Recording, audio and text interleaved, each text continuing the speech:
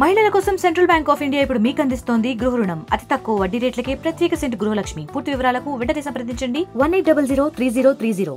సత్యసాయి జిల్లా లేపాక్షిలో లేపాక్షి నాలెడ్జ్ హబ్కు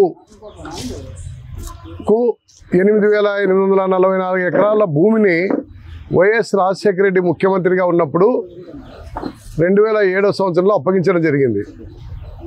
మరి ఈ యొక్క 8,844 ఎకరాల భూమిలో పరిశ్రమలు ఏర్పాటు చేసి ప్రత్యక్షంగా ఒక 20 లక్షల మందికి, పరోక్షంగా ఒక 50 లక్షల మందికి ఉద్యోగ అవకాశాలు కల్పిస్తామని Lepakshi knowledge hub international airport బెంగళూరుకి 65 కిలోమీటర్ల దూరం ఉంది.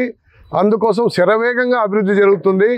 అందుకోసమని అతి కారు చౌకగా భూముల్ని రాజశేఖర రెడ్డి ప్రభుత్వం కట్టబెట్టింది.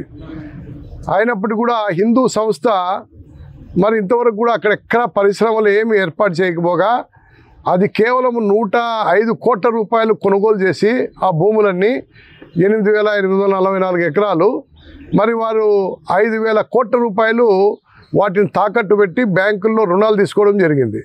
దానిపైన గతంలో తెలుగుదేశం పార్టీ, సిపిఐ, ఇతర పక్షాలన్నీ కూడా కలిసి ఆ యొక్క భూముల్లో పరిశ్రమలన్నా పెట్టండి, లేదా లేపాక్షి నాలెడ్జ్ హబ్ భూముల్ని తిరుగు రైతుల కన్నా ఇవ్వండి అని చెప్పని డిమాండ్ చేస్తూ పెద్ద ఎత్తున ఆందోళన నిర్వహించినాం.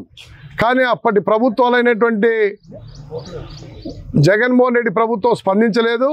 పైగా జగన్మోహన్ రెడ్డి ప్రభుత్వము ఆయన మేనల్లుడు రవీంద్రనాథ్ రెడ్డికి ఆ భూములన్నీ కట్టుబెట్టేదానికి వేరే విధంగా వాళ్ళు 4,000 కోట్ల రూపాయలు అప్పు తీసుకొని బకాయి పడి హిందూ సంస్థ యాజమాన్యం చేతులు ఎత్తేసిందని పరోక్షంగా మరలా రవీంద్రనాథ్ రెడ్డి వేలంపాటల్లో కొనేదానికి రంగం సిద్ధం చేసింది.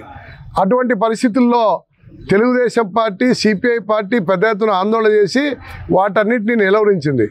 అందుకోసం గతంలో మా యొక్క డిమాండు లేదా తెలుగుదేశం పార్టీ ఇప్పుడు అధికారంలో ఉన్న ప్రభుత్వం యొక్క డిమాండ్ ఏమంటే ఆ భూముల్లో పరిశ్రమలన్నా పెట్టండి, లేదా తిరిగి ఆ భూములన్నీ రైతులకు అప్పచెప్పండి అని చెప్పనని మేము ఆందోళన చేశాం. ఇప్పుడు తెలుగుదేశం ప్రభుత్వం అధికారంలోకి వచ్చింది. రాష్ట్ర ముఖ్యమంత్రి చంద్రబాబు నాయుడు గారు కూడా మరి ఆ విషయాల్ని గతంలో చెప్పాడు. ఈ యొక్క జిల్లాలో ఉన్నటువంటి నాయకులు, తెలుగుదేశం పార్టీ నాయకులు, ఇక్కడ ప్రస్తుత ఎంపీ పార్థసారథి గారు, అదేవిధంగా మన శాసనసభ్యులు, పొలిట్ బ్యూరో సభ్యులు కాలువ శ్రీనివాసులు గారు, దాంతోపాటు మన ఆర్థిక శాఖ మంత్రి పయ్యావుల కేశవ్ గారు, వారి నాయకత్వంలో పెద్ద ఎత్తున ఆందోళన కూడా జరిగింది.